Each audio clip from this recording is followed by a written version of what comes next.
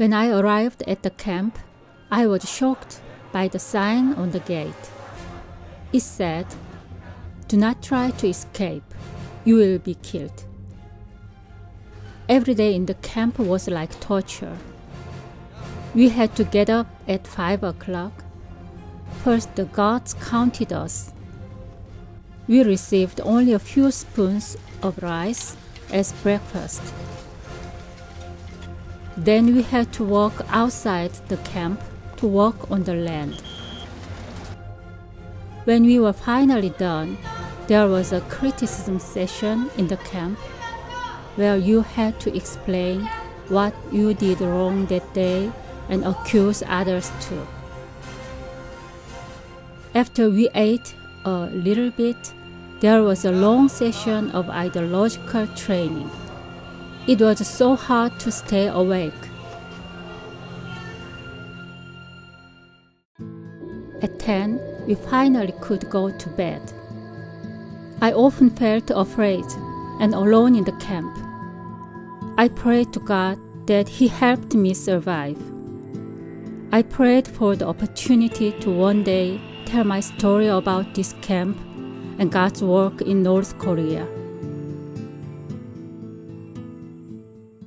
When people died, the guards burned the corpses and scattered the ashes over the road.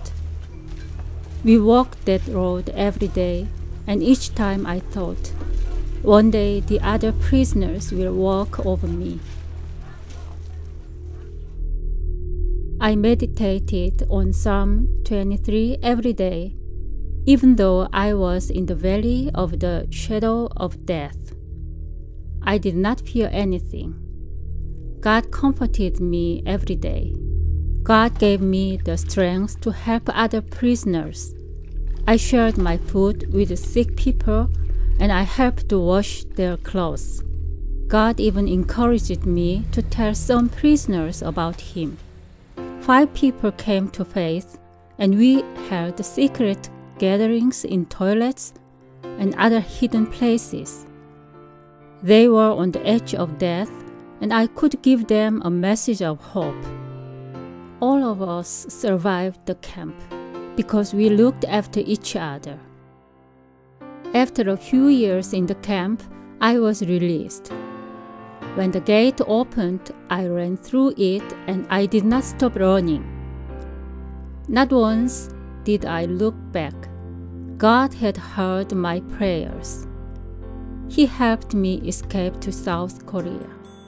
For the first time in my life, I experienced the freedom to do what I want, to believe and to live.